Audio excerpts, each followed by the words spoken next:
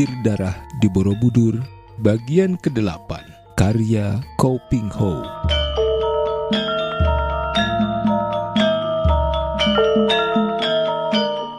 Setahun lebih Indrayana, Pancapana, dan Candradewi berdiam di puncak Gunung Muria yang terletak di atas sebuah pulau kecil di seberang tepi Pulau Jawa.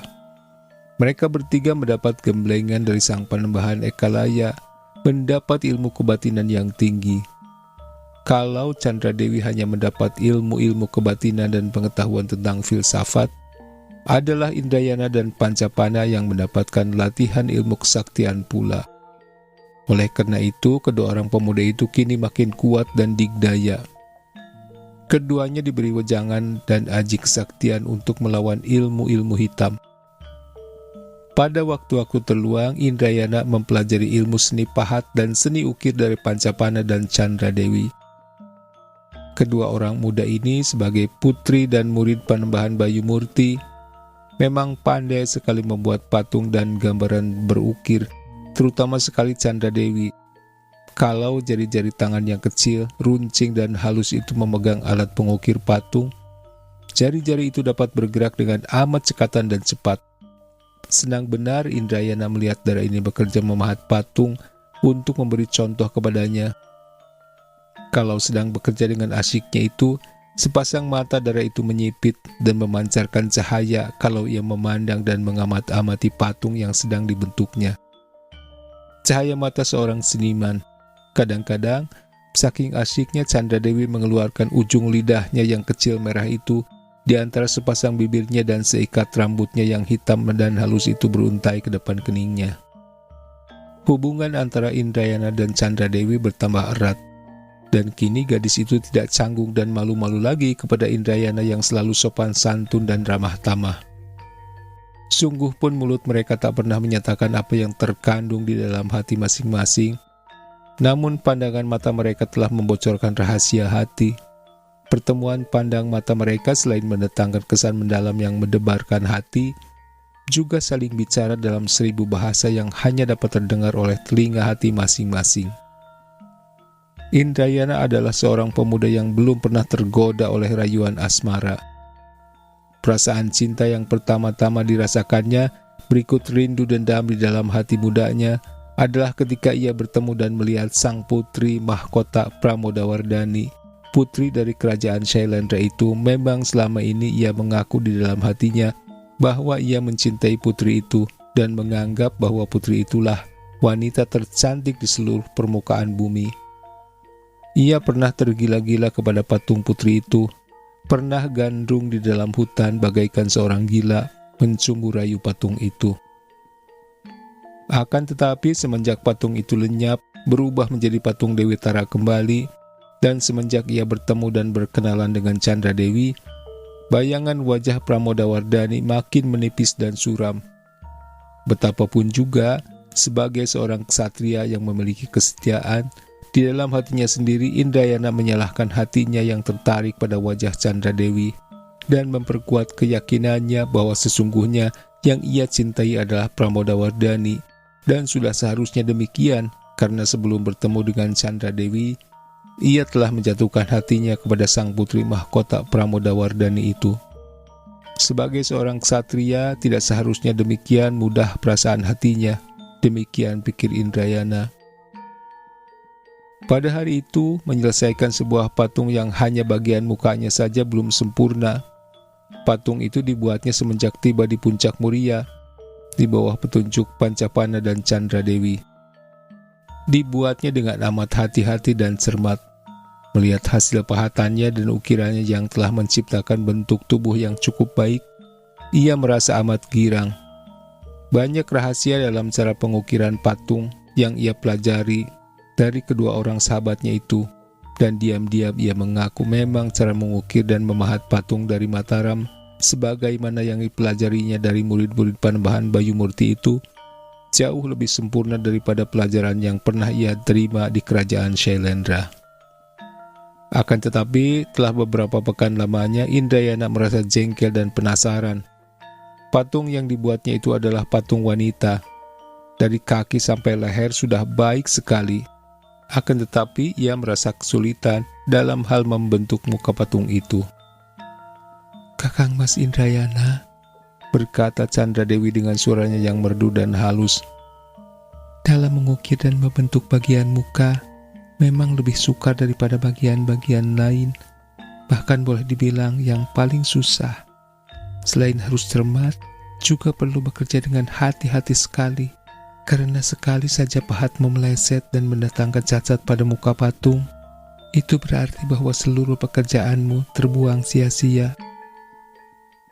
"Inilah kelemahanku semenjak dulu dalam membuat patung di Ajeng Dewi," jawab Indrayana sambil menarik napas panjang. Memang aku yang bodoh. Betul seperti kata ayahku dulu, membuat patung yang indah memerlukan bakat. Dan aku agaknya tidak berbakat." Dengan muka sedih, Indrayana menunda pekerjaannya, duduk di atas sebatang akar pohon waringin, kemudian memandang kepada telapak kedua tangannya yang ditelentangkan di atas pangkuannya. "Tanganku terlampau kasar, tak patut bagi pekerjaan yang halus-halus." Chandra Dewi memandang kepada Indrayana dengan sinar mata seperti seorang ibu memandang kepada anaknya. Lalu ia tertawa geli, sehingga pemuda itu memandangnya dengan merengut karena merasa penasaran mengapa orang sedang kesal malah ditertawakan. Melihat mulut Indrayana yang cemberut itu, makin gelilah hati Chandra Dewi sehingga ia menggunakan tangan untuk menutup mulut dan menahan ketawanya. "Engkau seperti anak kecil yang sedang rewel," kata gadis itu. "Seperti anak kecil minta sesuatu dan tidak diperbolehkan oleh ibunya. Alangkah baiknya kalau aku masih menjadi anak kecil dan masih mempunyai seorang ibu yang mencintaiku dan menghibur hatiku," kata Indrayana mengerutkan keningnya. Jangan merajuk Kakang Mas Indrayana. Aku khawatir jangan-jangan engkau akan menangis. Apakah sekarang engkau merasa demikian sengsara?" Indrayana menghela nafas. "Sekarang, tak seorang pun peduli pada nasibku. Bahkan dalam kekesalan dan kekecewaan seperti sekarang ini, tidak ada yang menghiburku. Malahan ada orang yang mengejek dan menertawakan aku." Tiba-tiba berubahlah wajah Chandra Dewi. Pandang matanya sayu ketika ia menatap wajah Indrayana. Ia mendekati pemuda itu dan menyentuh lengannya dengan ujung jari tangan. "Kakang Mas, aku cuma bercanda. Benarkah engkau demikian berduka dan menderita?" Melihat pandang mata gadis itu dan mendengar suaranya yang agak gemetar itu, Indrayana sadar kembali bahwa ia memang bersikap keterlaluan. Dipegangnya pergelangan tangan gadis itu dan berkata sambil tersenyum lebar, "Jeng Dewi, maafkan aku ya. Aku tadi cuma bergurau dan menggodamu saja." Chandra Dewi tiba-tiba menyentakkan tangannya yang terpegang itu dengan wajah kemerah-merahan.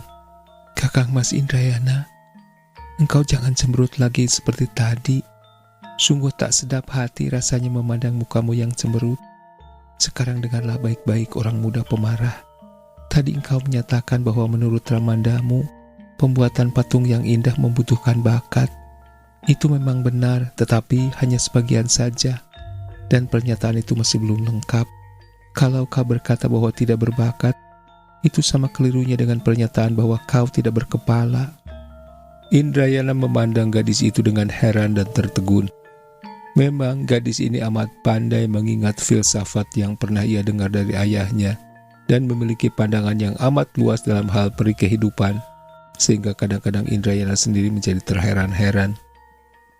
Melihat betapa mata Indrayana memandangnya dengan penuh keheranan, gadis itu tersenyum dan berkata, "Aku hanya mengulang kata-kata ayahku belaka. Menurut ayah, segala macam kepandaian di dunia ini telah ada pada diri setiap orang manusia. Kepandaian ini masuk ke dalam tubuh bersama-sama dengan jiwa, dan kepandaian asli yang berasal dari Hyang Agung. Inilah yang dinamakan bakat. Bakat ini pula yang membuat setiap orang bayi dapat mempergunakan seluruh anggota tubuhnya yang sudah kuat tanpa diberitahu lagi. Hanya terserah kepada manusia sendiri untuk menggali dan mencari bakat sendiri di dalam dirinya. Berhasil atau tidaknya seseorang mendapatkan bakat sendiri di dalam dirinya tergantung sepenuhnya kepada orang itu. Ia harus rajin, tekun, tahan uji, ulet, sabar, dan segala sifat-sifat baik. harus dikerahkan sebagai obor penerangan untuk mencari bakatnya yang tersembunyi itu. Indrayana memandang kepada Chandra Dewi dengan mata dipentang lebar dan bibirnya tersenyum. Kenapa kau senyum-senyum? Apa kau tadi mendengarkan kata-kataku? Jangan membuat aku capek berkata-kata dengan sia-sia. Indrayana cepat mengangguk-anggukkan kepalanya. Tentu saja aku mendengarkan dengan penuh perhatian. Memang amat janggal dan aneh. Apanya yang janggal dan aneh? Tanya gadis itu curiga. Janggal dan aneh kedengarannya, ucapan yang mengandung arti dalam sekali itu keluar dari bibir seorang dara semuda dan secantik engkau. Jangan kau menggoda, Kakang Mas. Akan kulanjutkan petunjuk untuk membuat patung ini atau tidak? Ia mengancam.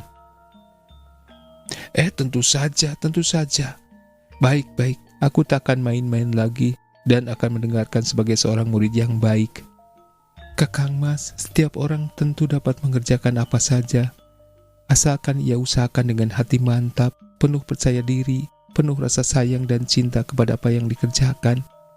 Dulu ketika aku membuat patung untuk pertama kalinya, baru aku berhasil setelah gambar dalam angan-anganku itu timbul dari cinta kasihku kepada ayah dan ibu. Aku dapat membuat patung ayah ibu dengan baik sekali. Indrayana mengangguk-ngangguk. Ia mendengarkan dengan penuh perhatian. Jadi begitu caranya. Ya, dan sekarang kau bentuklah muka patung itu menurut wajah orang yang terdekat dengan hatimu. Tiba-tiba muka Indrayana berseri. Ibuku, benar. Sejak dulu aku ingin sekali membuat patung ibuku. Tahukah kau, Jeng Dewi, dulu aku pernah mencoba membuat patung dari batu-batu di tengah Kali Serang untuk membuat patung mendiang ibuku. Akan tetapi selalu gagal. Sekarang aku telah tahu bagaimana cara mengukir bagian yang halus-halus dan agaknya wajah ibuku yang paling mudah timbul dalam angan-anganku. Akan tetapi Chandra Dewi menggelengkan kepalanya. Kau lihatlah tubuh patung itu. Apakah pantas kiranya kalau menjadi tubuh mendiang ibumu? Indrayana tertegun. Memang tubuh patung itu merupakan tubuh seorang wanita muda remaja, sedangkan wajah ibunya merupakan wajah seorang wanita yang sudah setengah tua. Kau benar, Diajeng, takkan sesuai. Pilihlah wajah seorang yang lebih muda. Dapatkah kau ingat wajah ibumu ketika masih muda? Indrayana menggelengkan kepala, kemudian ia berkata, Ya, aku akan membayangkan wajah sang putri mahkota kerajaan Shailendra. Chandra Dewi memandang dengan mata bersinar.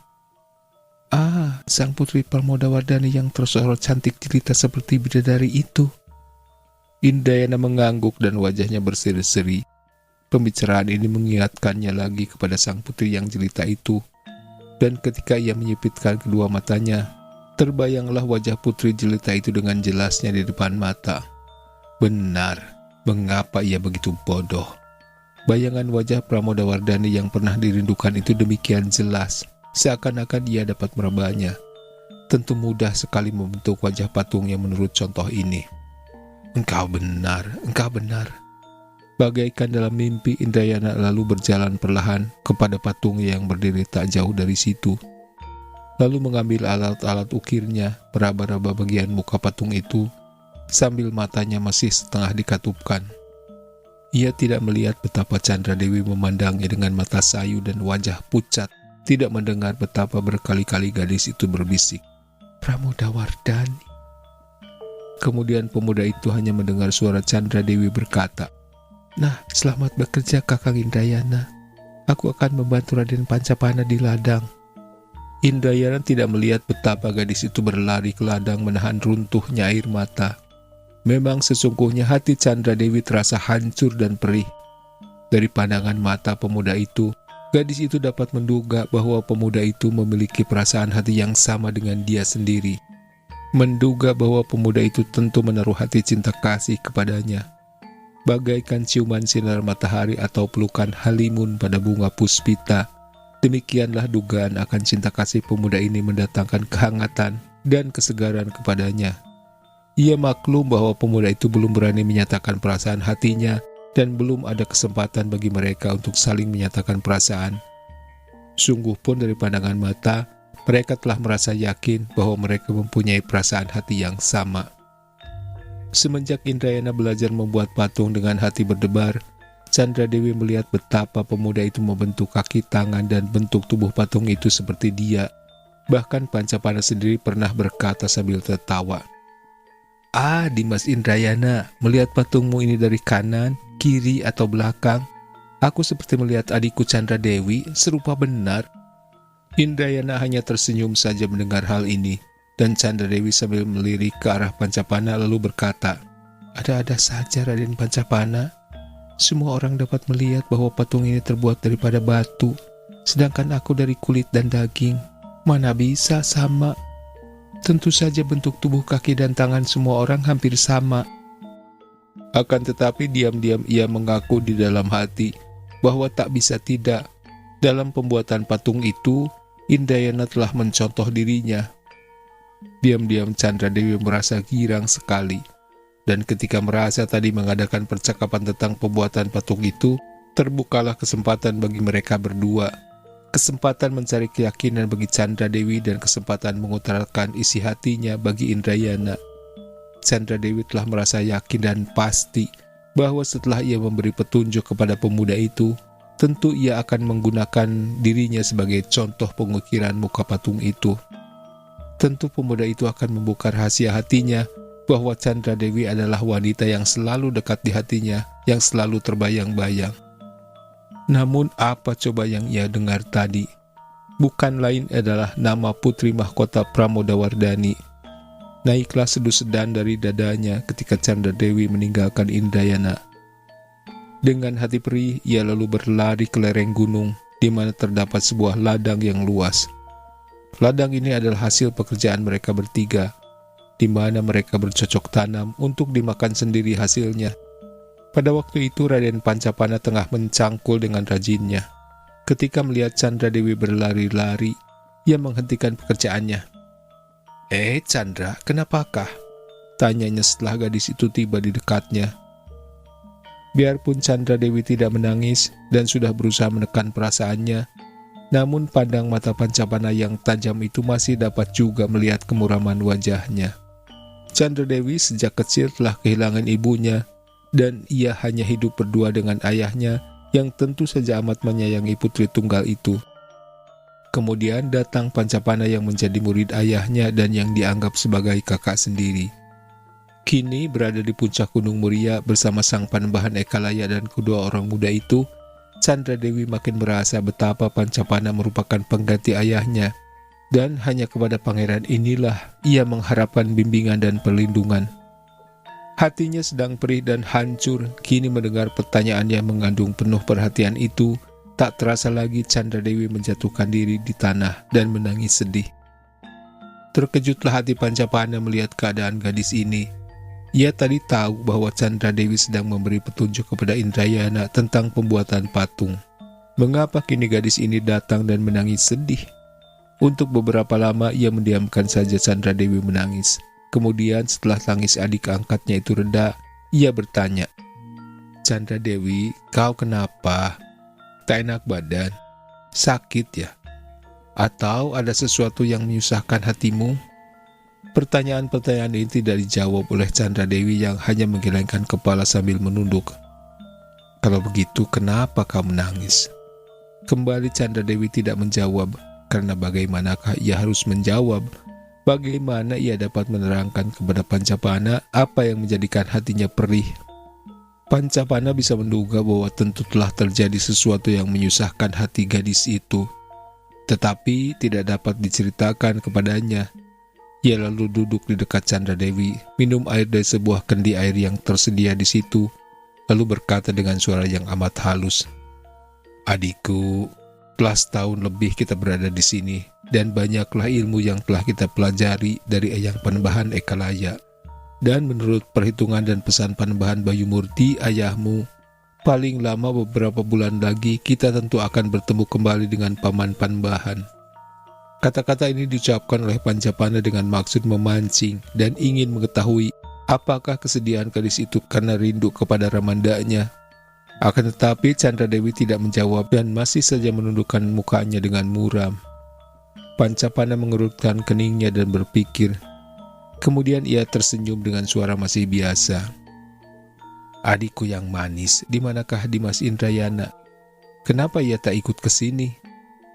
Karena suara Pancapana terdengar biasa saja, maka Chandra Dewi dapat menetapkan hatinya dan menjawab sambil lalu saja. Dia sedang sibuk membuat patung. Belum jadi jugakah patung itu?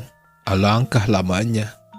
Bukankah hanya tinggal mukanya saja yang belum sempurna? Sekarang ia sedang mengukir bagian mukanya, jawab Chandra Dewi, dan hatinya mulai terasa perih lagi.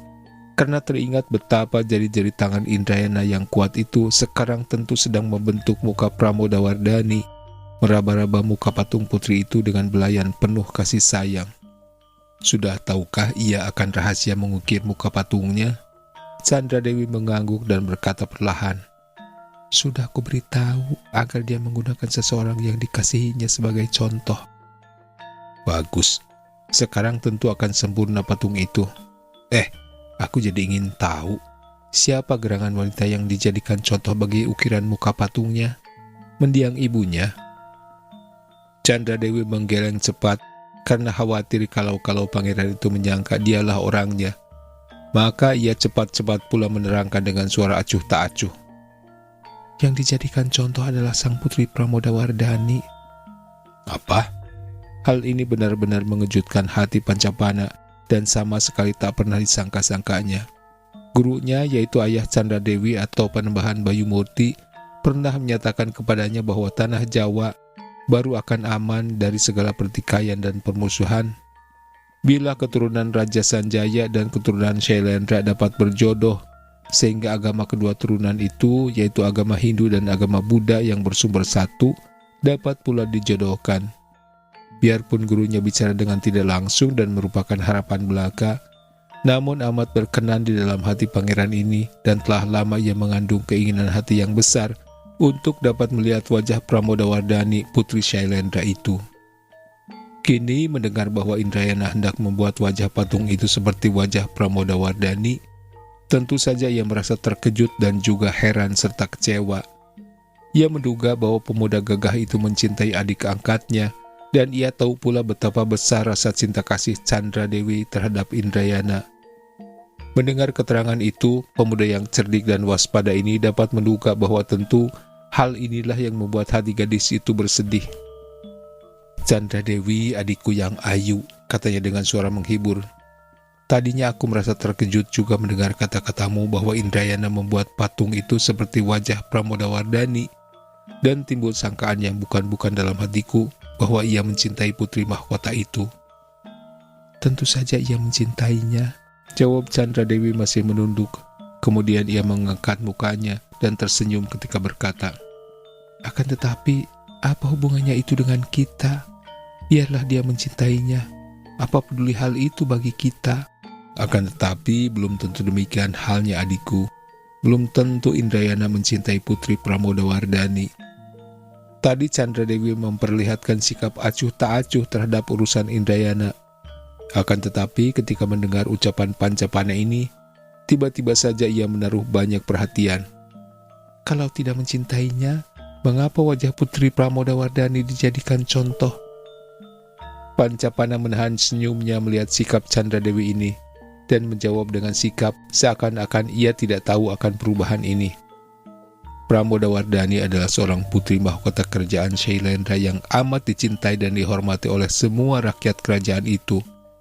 Sudah sepatutnya kalau sebagai seorang ksatria dari Shailendra, Indrayana menghormatinya pula dan memujanya.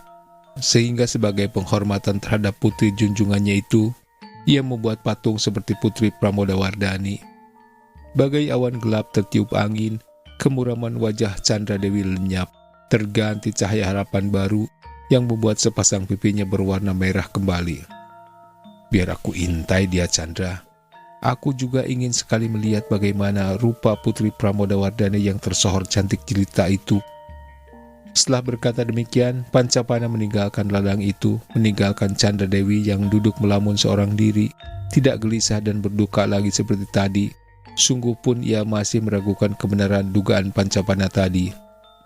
Sementara itu Indrayana mengerahkan seluruh ingatannya untuk membayangkan wajah Pramodawardhani yang pernah membuatnya tak sedap makan, tak nyenyak tidur, gandrung-gandrung di sepanjang jalan.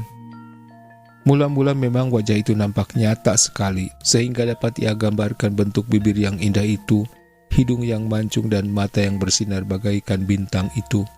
Kedua tangannya lalu bergerak mengerjakan alat pengukirnya pada muka patung itu, yang hendak dibentuk seperti contoh bayangan wajah Pramodawardhani. Akan tetapi aneh sekali ketika ia mulai memahat bagian rambut yang panjang terurai itu. Tiba-tiba pikirannya melayang ke arah rambut di kepala Chandra Dewi. Rambut kepala Chandra Dewi tidak kalah hitam, panjang, dan halus daripada rambut Pramodawardhani. Sungguh pun rambut Chandra Dewi tidak serapi dan seberes rambut putri mahkota itu, melainkan lebih kusut dan tidak dipelihara baik-baik. Akan tetapi justru rambut yang kusut itu, apalagi yang segumpal yang selalu berjuntai di depan kening, kadang-kadang mengganggu mata dan kepalanya, lalu digerakkan tiba-tiba untuk menghalau segumpal rambut itu dari depan matanya, membuat gadis itu makin menarik dan manis. Indrayana mengerahkan tenaga pikirannya untuk mengusir bayangan rambut Chandra Dewi. Hal ini bukan hanya terjadi karena cinta kasihnya kepada gadis itu, akan tetapi terutama sekali karena ia hanya sekali saja dan sebentar melihat bentuk kepala Pramodawardhani, sedangkan Chandra Dewi dijumpai setiap hari, bahkan seringkali ia duduk mengagumi rambut gadis itu diam-diam. Biarlah, katanya dalam hati dengan perasaan mangkel. Tidak apa ku gunakan contoh rambut kepala Chandra Dewi untuk patung ini. Tidak ada buruknya rambut Pramodawardhani disamakan dengan rambut Chandra Dewi. Untuk bagian-bagian lain pada mukanya, akan kugunakan muka sang putri sebagai contoh. Akan tetapi pikiran ini lebih mudah direnungkan daripada dilakukan. Setelah kepalanya mulai terbentuk dan ia hendak mulai dengan bagian kening dan telinga, kembali ia terbentur pada hal yang sama.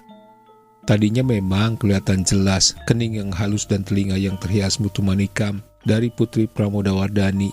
Akan tetapi aneh sekali. Kening itu yang tadinya berwarna putih berubah menjadi bentuk kening Chandra Dewi yang segar kemerah-merahan dan agak nonong sedikit, sedangkan daun telinga yang indah terhias mutu manikam itu pun berubah pula menjadi daun telinga Chandra Dewi yang terhias oleh sinom yang melingkar ke belakang dengan amat indahnya. Karena sudah lelah mengerahkan tenaga batin dan pikiran untuk mengusir bayangan Chandra Dewi tanpa hasil yang memuaskan, maka kembali ia menghibur hatinya dengan keputusan seperti tadi. Tidak apa kening dan daun telinganya menyerupai kening dan daun telinga Chandra Dewi, karena yang terpenting pada perasaan muka adalah mata dan hidung serta mulut. Maka ia melanjutkan ukirannya dan membuat patung seperti contoh bayangan Chandra Dewi, yaitu pada bagian kening dan daun telinganya. Dan ketika ia hendak mulai mengukir bagian matanya dan diam-diam membayangkan sepasang mata bintang dari putri Pramodawardhani yang indah itu, sepasang mata itu nampak jelas sekali seperti ketika sang putri memandangnya dengan marah pada waktu secara lancang ia membukakan sutra penutup tempat keputrian dulu. Namun tiba-tiba berubah menjadi sepasang mata yang jenaka, yang indah bening, yang manik-maniknya dapat hidup dan memancarkan cahaya yang mengandung 1000 macam bahasa indah. Mata dari Chandra Dewi. Pemuda itu melemparkan alat-alat ke atas tanah dan menjatuhkan dirinya duduk di atas tanah. Celaka, keluhnya. Mengapa Chandra Dewi telah menguasai seluruh hati dan pikiranku? Untuk beberapa lama pemuda itu duduk bersandar di batang pohon dan termenung. Tak salah lagi, ia bukan mencintai Pramodawardhani, hanya kagum akan kecantikan putri itu. Bukan Pramodawardhani yang menguasai hatinya, melainkan Chandra Dewi. Hal ini tidak aneh karena pemuda ini pun maklum akan kebenaran kata orang zaman dulu, bahwa cinta kasih murni akan berakar dan mendalam setelah kedua pihak seringkali bertemu dan ada penyesuaian watak dan sifat mereka. Dengan Pramodawardhani, ia hanya bertemu muka satu kali, itu pun amat sebentar sehingga rasa cinta kasihnya dahulu itu pada hakikatnya hanyalah rasa silau dan kagum karena kecantikan putri yang sukar dicari bandingannya itu. Hubungannya dengan Chandra Dewi lain lagi. Mereka telah bergaul sebagai murid-murid Panbahan Ekalaya. Bahkan sebelum itu mereka telah menghadapi bahaya bersama, senasib sependeritaan, dan mereka telah mengenal baik sifat dan tabiat masing-masing. Aku cinta kepada Diajeng Dewi. Indrayana menarik napas panjang dan mengaku kepada diri sendiri. Dia lebih cocok bagiku, juga sama-sama keturunan Pertapa. Mengapa aku harus malu menyatakan kasihku? Setelah mengambil ketetapan dalam hatinya, pemuda ini lalu bangkit lagi, mengambil alat-alatnya dan melanjutkan ukirannya pada muka patung itu. Kali ini ia membayangkan wajah Chandra Dewi yang muncul bagaikan bulan purnama, bersih tidak terhalang oleh bayangan apapun juga. Senyum dan kerling mata Chandra Dewi paling menarik hati Indrayana, maka bayang-bayang wajah gadis itu tersenyum-senyum dan melirik-lirik, sehingga ukirannya pada patungnya menuruti pola bayang-bayang itu. Dengan amat asiknya Indrayana mengukir muka patungnya, makin lama makin tertarik dan gembira sekali, karena melihat betapa ukirannya benar-benar baik dan serupa benar dengan wajah gadis yang dicintainya itu. Benar sekali petunjuk Chandra Dewi, dengan mencontoh bayangan yang terlukis jelas di dalam kenangannya, dengan mudah ia dapat menyelesaikan patung itu. Saking asiknya Indrayana sampai tidak tahu bahwa sejak tadi ada sepasang mata yang mengintai dari balik daun. Pengintai ini bukan lain adalah Pancapana yang ingin sekali melihat bagaimana wajah Putri Shailendra yang tersohor itu. Akan tetapi ketika melihat wajah patung itu, hampir saja ia tak dapat menahan ketawanya. Ia mendekap mulutnya sendiri untuk menahan ketawanya, lalu pergi diam-diam dari tempat itu. Pancapana berlari kembali ke ladang, di mana ia mendapatkan Chandra Dewi yang masih saja duduk termenung dengan hati bingung. Melihat Pancapana datang dengan muka gembira dan tertawa-tawa, Chandra Dewi bertanya heran. Kau kelihatan gembira sekali, Pangeran. Jangan menyebut Pangeran kepada aku, Chandra. Sejak dulu aku minta kau menyebutku Kakang Mas seperti menyebut seorang kakak sendiri. Akan tetapi kau selalu tidak mau menurut. Apa kau tidak suka menjadi adikku? Bukan begitu, Raden Pancapana. Sungguh pun di dalam hati aku telah merasa seperti adikmu sendiri. Namun betapapun juga kau adalah seorang pangeran pati yang harus dihormati. Itulah sebabnya, maka aku tidak dapat menyebutmu lebih sederhana dari sebutan Raden. Oh ya, kenapa kau tertawa-tawa gembira? Agaknya cantik jelita sekali patung yang dibuat oleh Kakang Mas Indrayana itu, sehingga hatimu terpikat oleh kecantikan Putri Pramodawardhani. Makin keraslah Pancapana tertawa. Itulah yang menggelikan hatiku, Chandra. Memang benar, Indrayana mencontoh wajah Pramodawardhani untuk patungnya. Akan tetapi... kenapa, Raden? Muka itu seperti muka setan perempuan, buruk dan menyeramkan. Kalau demikian buruk menakutkan wajah Pramodawardhani, mengapa Indrayana begitu bodoh untuk menjadikannya sebagai contoh patungnya? Buruk? Tak mungkin, Raden Pancapana. Sepanjang pendengaranku, putri itu amat cantik jelita, tiada taranya di permukaan bumi ini. Kabarnya segala sifat baik wanita ada padanya. Ia agung dan ayu seperti Sumbadra, gandes luwes seperti Larasati, dan gagah seperti Sri Kandi. Entah berita itu yang salah atau Indrayana yang tidak dapat membayangkan wajah putri itu. Tetapi nyatanya, muka patung itu tidak karuan macamnya. Pancapana pandai sekali membuat gadis itu merasa penasaran dan ingin tahu. Tidak percaya, lihatlah sendiri, Chandra. Akan tetapi jangan engkau mengejek Indrayana. Itu akan menyinggung perasaannya, karena yang dipahat adalah putri sesembahannya. Chandra Dewi lalu pergi dari situ, menuju ke tempat di mana Indrayana bekerja. Hatinya riang, karena kalau memang benar bahwa Pramodawardhani berwajah buruk, tidak mungkin Indrayana mencintai putri itu. Tetapi ia masih merasa penasaran dan marah kepada Indrayana. Betapapun hormatnya terhadap putri mahkota kerajaan Shailendra, mengapa pemuda itu lebih menghargai dan lebih mengasihi putri itu daripadanya? Salahkah pandangan matanya? Mungkinkah sinar mata pemuda itu di waktu memandangnya merupakan kepalsuan belaka? Kali ini harus kucari kepastian. Tak mau aku dipermainkan. Tak mau aku bimbang ragu menderita seorang diri. Dipercepatnya langkah kakinya, karena hari telah mulai gelap, tanda senjakala telah mendatang. Ketika ia tiba di tempat itu, ia memperlambat jalannya karena melihat bahwa Indrayana berdiri menghadap patung itu dengan kedua tangan masih asyik mengerjakan muka patung itu yang berdiri membelakanginya. Chandra Dewi tidak mau dilihat dan tidak mau memperlihatkan bahwa ia ingin sekali melihat hasil kerja pemuda itu. Akan tetapi Indrayana tidak melihat dia datang. Pemuda ini sedang asyik menyelesaikan bagian terakhir pekerjaannya. Kedua matanya bersinar-sinar menatap muka patung itu. Senyum di bibir patung itu benar-benar hidup, dan ia seakan-akan melihat Chandra Dewi yang hidup berdiri dan tersenyum manis kepadanya. Tiba-tiba, ia tak dapat menahan gairah hatinya lagi. Dirangkulnya leher patung itu dan dibelai-belainya muka yang ayu itu. Pada saat itu, tiba-tiba pandang matanya bertemu dengan pandang mata Chandra Dewi yang berdiri tak jauh di belakang patung itu. Alangkah kaget, jengah, dan malunya hati Indrayana. "Ah, Jeng Dewi, kaukah itu? Kau datang seperti angin saja. Aku tidak mendengarnya sama sekali." Sementara itu, ketika tadi melihat betapa Indrayana memeluk dan membelahi patung itu, seakan-akan hendak meledak rasa dada Chandra Dewi karena cemburu. Akan tetapi ia menekan perasaannya dan memperlihatkan muka biasa. Untung bahwa udara mulai menyuram, sehingga Indrayana tidak melihat betapa mukanya sebentar merah, sebentar pucat.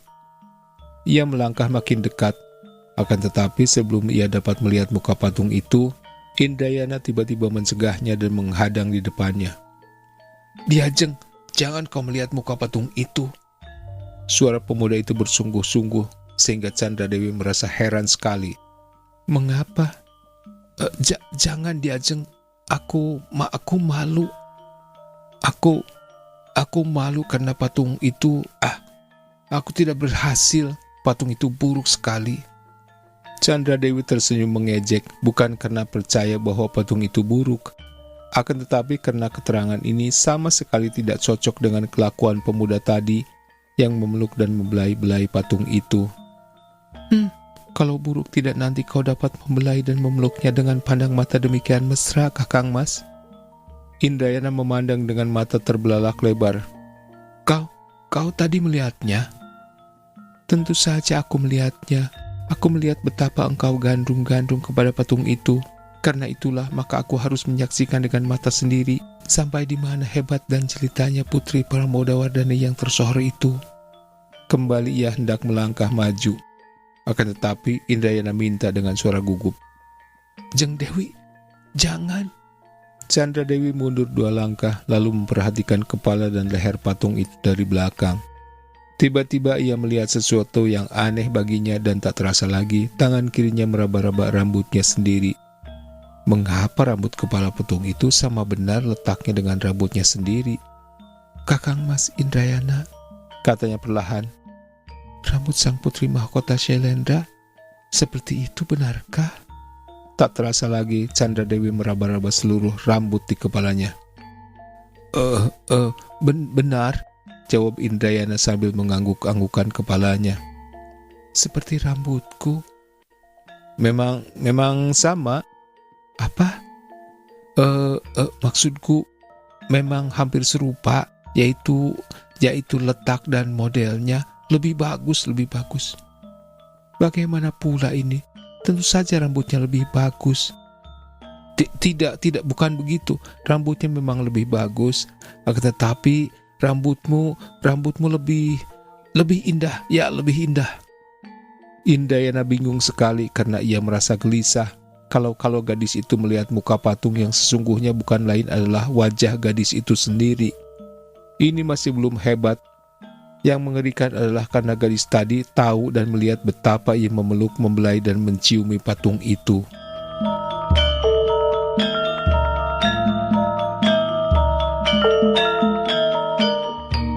Terima kasih sudah menyimak.